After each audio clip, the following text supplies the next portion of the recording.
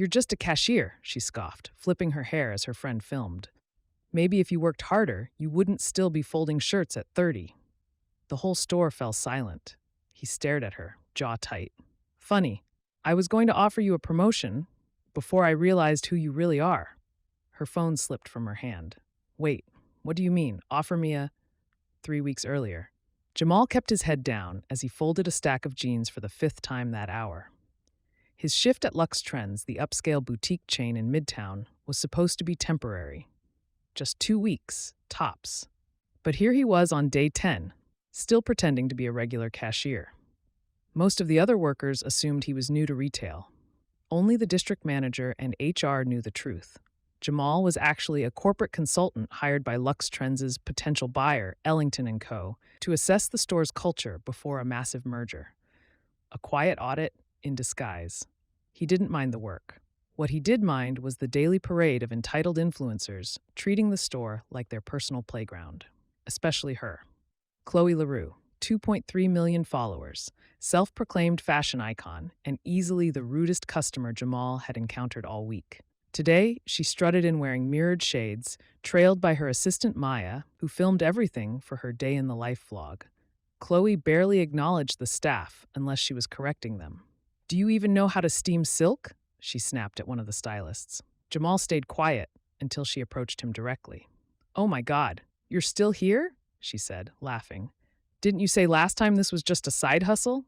Jamal smiled politely. "That's right. Sure. Cashier goals, huh?" She turned to her phone camera. "Y'all, this is Jamal. He says folding clothes is a real career path. Let's all applaud the dedication." He felt his stomach twist. Not because of the insult, but because the girl filming him didn't even know he had the power to end her contract with a single report. Instead, he said calmly, "Nice to see you again, Miss LaRue." She blew a kiss to the camera. "I inspire people. What do you do again?" He didn't answer, but later he pulled up her name on the internal system and flagged it. Jamal's shift ended, but the humiliation didn't. His coworker Tanya pulled him aside as he was clocking out. "Hey, you might want to see this." She handed him her phone, open to Khloe LaRue's latest post. There he was, in full HD. POV, when your cashier thinks he's CEO, #stay humble retail life #OOTD. Over 300,000 views already, and climbing. Jamal stared at the screen, the comment section a blur of laughing emojis and "bro thinks he's the manager" jokes. A few defended him, but most just piled on. Khloe had weaponized her followers and made him the punchline. He exhaled slowly, swallowing the sting. "She thinks I'm just some random dude folding clothes," he muttered. "Girl's toxic," Tanya said. "Don't let it get to you." But he did. Not for himself, but for every overworked retail worker who had ever smiled through gritted teeth while some influencer made content out of their pain. That night, Jamal wrote a detailed report. He didn't name her directly, but he outlined the toxic customer behavior and its impact on staff morale. Khloe's name would come up naturally when the audit results were reviewed. What he didn't expect was who would reach out the next day. "Mr. Chambers?" It was Victoria, Khloe's manager at Luxe Trends Corporate. "Quick question. Did something happen with a customer yesterday?" He paused. "Why do you ask?" "There's been a situation. One of our brand ambassadors went viral for mocking an employee. The board's concerned about image. Her contract's up for review." Jamal raised an eyebrow. "Ambassador?" "Khloe LaRue. She technically works with us. Paid brand rep. But if she's out here filming employees without consent..." "I see," he said. "She requested a VIP fitting tomorrow. You'll be working that shift. Think you can handle it?" He smiled. "Absolutely." The next day, Khloe walked in like she owned the store. Again. This time, she had her full production crew with her. Maya, 2 guys with soft boxes, and someone from a lifestyle blog doing behind the scenes. Jamal stood near the fitting lounge, folding hangers. Khloe spotted him and grinned. "Oh, look who got promoted to closet gremlin." Her crew laughed. She turned to her camera. "You guys, they brought my favorite cashier back. Say hi, Jamal." He stayed cool. "Welcome back." "Oh no, don't be shy now," she said, stepping closer. "Come on, tell my followers what it's like being famous." "I'm not famous," he said calmly, "just doing my job." "You sure? You've got a look. Ever thought about modeling?" Her tone was mocking. The crew chuckled again. But before he could respond, Victoria, corporate rep, walked in. Khloe's smile faltered. Hey, you didn't say you'd be here today. Victoria nodded curtly. Just here to observe. Khloe tried to regain control. You filming this? I love when corporate gets involved. It makes me look so legit. Victoria didn't respond, but Jamal noticed how her eyes never left Khloe's camera crew. By the end of the fitting, Khloe had thrown 2 tantrums, insulted 3 stylists, and demanded champagne. When they didn't have any, she called the store budget. Jamal filed it all away silently. He didn't need to say a word, because by tomorrow, everything would change. Khloe arrived at the office the next morning for a scheduled brand rep meeting and was greeted by silence. The receptionist gave her a strained smile. They're waiting for you in conference room C. She strutted in, confident. Hope we're renegotiating my rate. My post hit 1.2 mil overnight. She stopped. Jamal was already seated at the head of the table. No uniform, sharp charcoal suit, Rolex on his wrist, a different man. What are you doing here? She asked. Victoria answered for him. Khloe, meet Jamal Chambers, senior culture consultant for Ellington & Co., our potential merger partner. Khloe's jaw dropped. Wait, what? He's been embedded in select stores evaluating staff experience, customer impact, and brand representation. Khloe's voice cracked.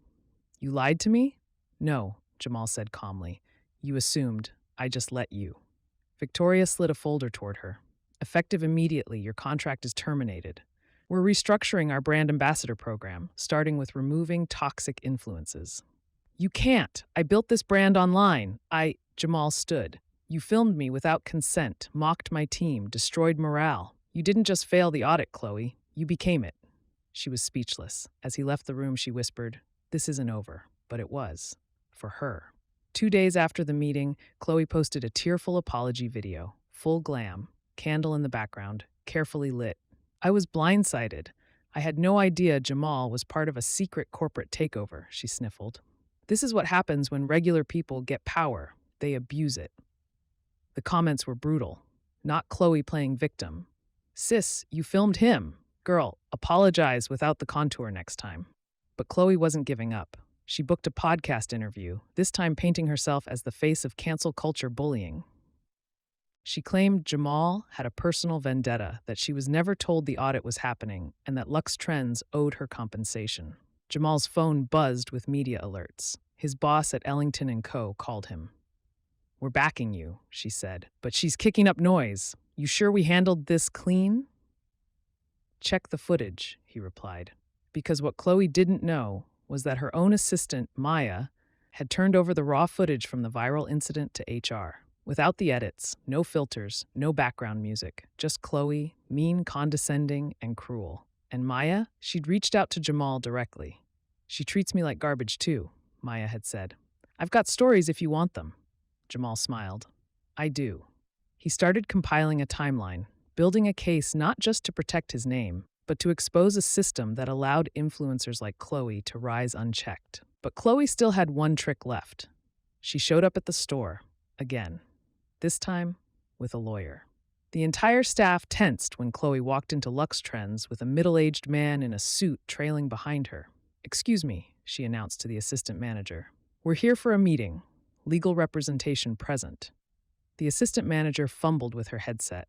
I need to call corporate. Meanwhile, Jamal watched from the second-floor observation deck. He could barely hear Khloe's words, but her body language said everything. Smug, defiant, rehearsed. He made a call to Victoria. She's here. You want me to come down? No, Victoria said. Let her speak first. We'll play this clean.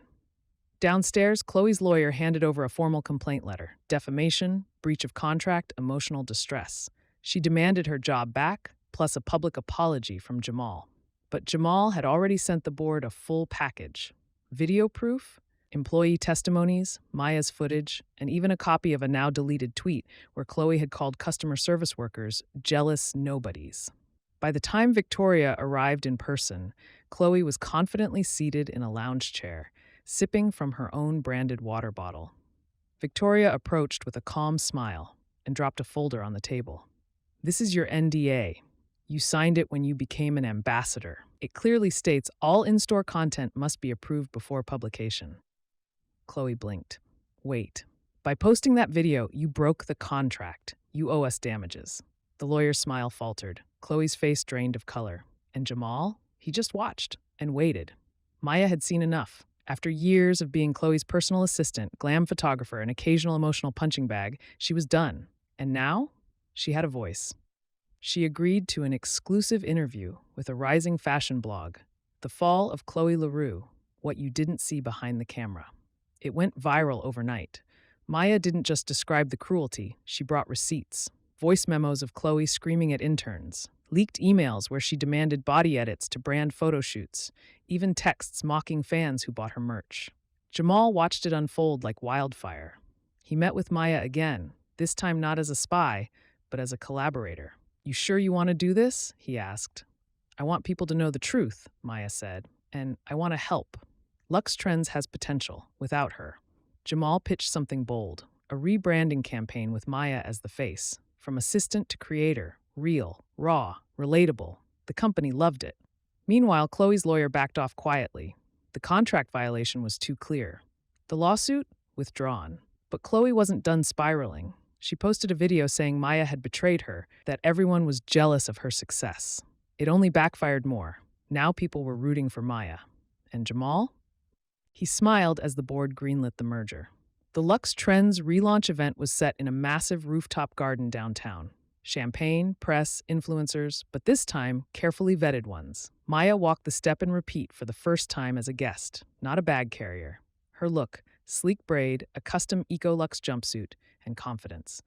Journalists swarmed her, and Jamal, front row seat, proud as ever. But no one expected Khloe to show up. She stormed in, wearing head-to-toe red, flanked by 2 camera guys and a new PR agent. No invite, no RSVP. "What's she doing here?" Tanya hissed, spotting her across the terrace. "She's trying to hijack the moment," Jamal said. And sure enough, Khloe made her move. She grabbed a mic off the nearest podium. "I wasn't invited," she began, voice trembling, "because I told the truth. But they tried to erase me, replace me." Gasps. "You think this assistant," she pointed at Maya, "could ever match my reach?" Maya stepped forward, but Jamal was faster. He joined Khloe on stage, mic in hand. "You're right, Khloe," he said. "She can't match your reach." A pause. She exceeded it. The screen behind them switched. A highlight reel played. Maya helping customers, being kind, telling her story. A real brand rep. Crowd clapped. Jamal looked Khloe dead in the eye. "You walked in here thinking this story was still about you." "You need me," Khloe snapped. "Without me, Luxe Trends is nothing." "Funny," Jamal said. "We just had our highest pre-sale numbers in company history. And your name isn't on anything." Security stepped in. Khloe resisted. Cameras rolled. The crowd whispered. And just like that, she was escorted out. No edits, no filter, just truth. Khloe's meltdown was all over social media the next morning. Khloe crashing a launch party she wasn't invited to is peak cringe. She really said "you need me" while getting dragged out. Maya's face card never declined. Period. Jamal scrolled through quietly, sipping his morning coffee. The final blow came from Luxe Trends' official account. "We support creators who uplift, not destroy. Welcome to the new era, Luxe with heart." And just like that, Khloe was wiped from the brand. Sponsorships? Gone. Merch line? Pulled. PR agent? Quit midweek. Even her followers started leaving. The apology video from earlier? Recycled into memes. Someone edited her meltdown into a TikTok dance. It went viral. Meanwhile, Maya's campaign hit every fashion blog. She wasn't just the new face, she became a symbol. Jamal met with the board for a final debrief. "The merger's greenlit," they told him, "and we want you running talent partnerships full-time." He nodded. "Let's find more Mayas, fewer Khloes." Later that day, Maya texted him a screenshot. Khloe had DM'd her. "I made you. You'll never be more than my shadow." Maya smiled, sent Jamal the screenshot. "Block her," he replied. "Let the shadows chase themselves." 2 months later, Luxe Trends was booming. Jamal sat in his new corner office overlooking downtown. A far cry from folding jeans, but he never forgot where he started. He kept one photo on his desk. Him and the original team, Tanya, the stock crew, even Maya, smiling, covered in glitter after the rebranding party.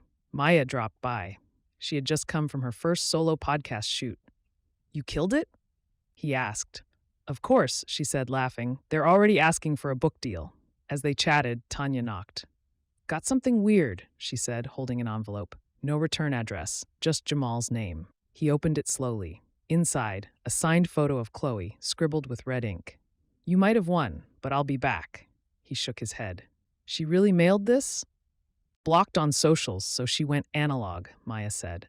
They all laughed. But Jamal kept the photo, not as a threat, as a reminder.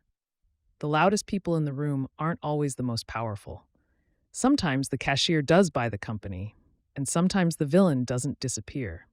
They just watch you from the outside, wondering how you ever slipped away from their control. Wow, what a ride! If you enjoyed this twist-filled journey, don't forget to like, share, and subscribe to Stories by Laine for more unforgettable drama and surprises. And before you go, tell us, what would you have done if you were Jamal in this situation? Hit that notification bell so you never miss a story that'll keep you on the edge of your seat. Thanks for watching, and remember, twists you will not see coming await in every chapter.